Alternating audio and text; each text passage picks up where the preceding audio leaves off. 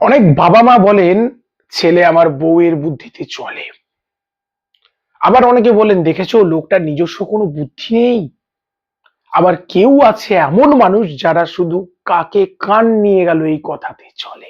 লোকে যা বলে তাই করে, নিজস্ব কোনো বুদ্ধি বিবেক বিবেচনা নেই। আজকের কথা বলা কার বুদ্ধিতে চলবেন আপনি, কে কার কথা শোন। জীবনে অনেক এমন সিচুয়েশন আছে যখন আমরা আমাদের বিচার, আমাদের বিবেক, আমাদের বুদ্ধি দিয়ে বিবেচনা করতে পারি না। তখন আমরা কার কথায় চলবো? সত্যি কি স্ত্রী যা বলবে তাই তার কথা সবসময় শোনা উচিত?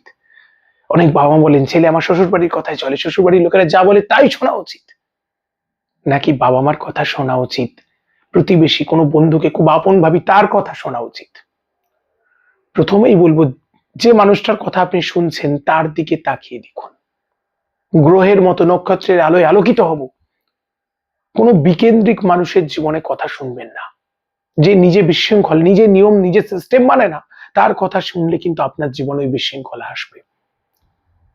যে সুখ আমি অর্থাৎ ভালো চায়, নিজে ভালো হওয়ার চেষ্টা করে, মানুষটার টাকা পয়সা না থাকতে পারে। আমি জীবনে এমন অনেক সিচুয়েশন দেখেছি, স্টেশনে বসে থাকা একটা অপরিচ্ছন্ন পোশাক পরা মানুষের বুদ্ধি শুনেও জীবনে লাভ হয়েছে।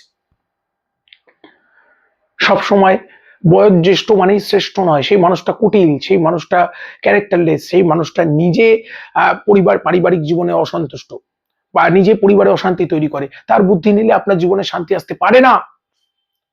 তাহলে সুকেন্দ্রিক জীবন যার, সুন্দর জীবন যার, যে অন্যের ভালো চায়, এরকম যদি থাকে, আর যে বুদ্ধি আমাকে দিচ্ছে, বিবেচনা, বুদ্ধি আর বিবেচনা শব্দটার মধ্যে পার্থক্য আছে।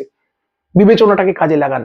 স্ত্রীর কথায় স্বামী চলছে, আমি মানলাম স্ত্রী আমাকে যে বুদ্ধিটা দিচ্ছেন হয়তো সেটা ভালো করে বিবেচনা করে দেখলাম, হ্যাঁ এটাই সঠিক, এটা ভালো, যা বলছে সেটা জীবনের জন্য, সংসারের জন্য বা সবকিছুর জন্য মঙ্গলপ্রদ, তাহলে তার কথা শুনবো।